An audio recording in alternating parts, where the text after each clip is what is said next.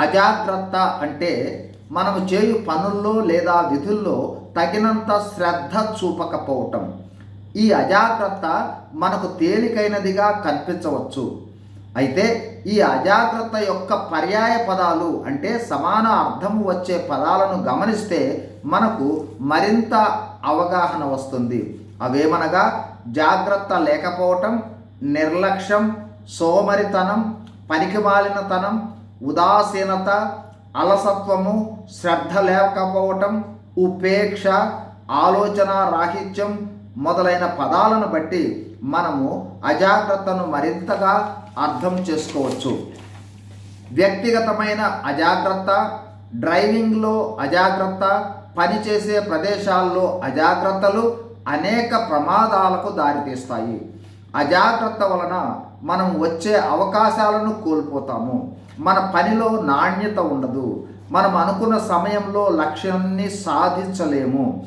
ఫలితంగా అనేక సవాళ్లు, ఎదురు దెబ్బలు ఎదుర్కొనవలసి వస్తుంది. ఇతర వ్యక్తులతో సంబంధాలు దెబ్బతింటాయి.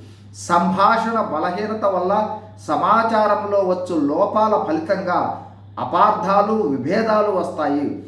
సరైన ఆర్థిక నిర్వహణ ఉండదు. వ్యాపారాల్లో నష్టాలు ఎదుర్కొనవలసి వస్తుంది. ప్రతిష్ట దెబ్బతింటుంది. చట్టపరమైన సమస్యలు ఎదురవుతాయి.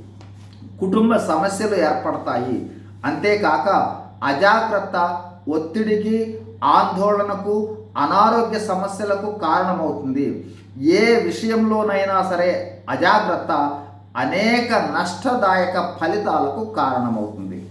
బైబిల్ గ్రంథంలో శ్రద్ధ గలవారి యోచనలు లాభకరములు, తాళిమె లేక పనిచేయు వారికి నష్టమే సంభవించును అని వ్రాయబడి ఉంది. అంతేకాదు మరొక వచనము, సోమరి వాని చేతులు పనిచేయ నొల్లవు, వాని ఇష్ట వానిని చంపును అని కూడా వ్రాయబడి ఉంది. కావున అశ్రద్ధ అనేక అనర్థాలకు కారణం కావున అశ్రద్ధను విడనాడుదాం. మరింత బాధ్యతాయుతమైన స్వభావాన్ని పెంపొందించుకుందాం. స్వీయ అవగాహనపై దృష్టి పెడదాం. వాస్తవిక లక్ష్యాలను నిర్దేశించుకుందాం.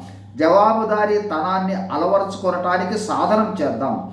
ఈ ప్రయత్నంలో ఇతరుల సహాయాన్ని మనము కోరుకుందాం. మరి ముఖ్యంగా దేవుని మాటలకు లోబడి, వాక్యానికి విధేయత కలిగి, దైవ మార్గదర్శకత్వము కోరుకొని, వినయము మరియు పశ్చాత్తాప హృదయాన్ని పెంపొందించుకొనుట వలన మనము అశ్రద్ధ నుండి శ్రద్ధలోనికి మార్చబడగలం.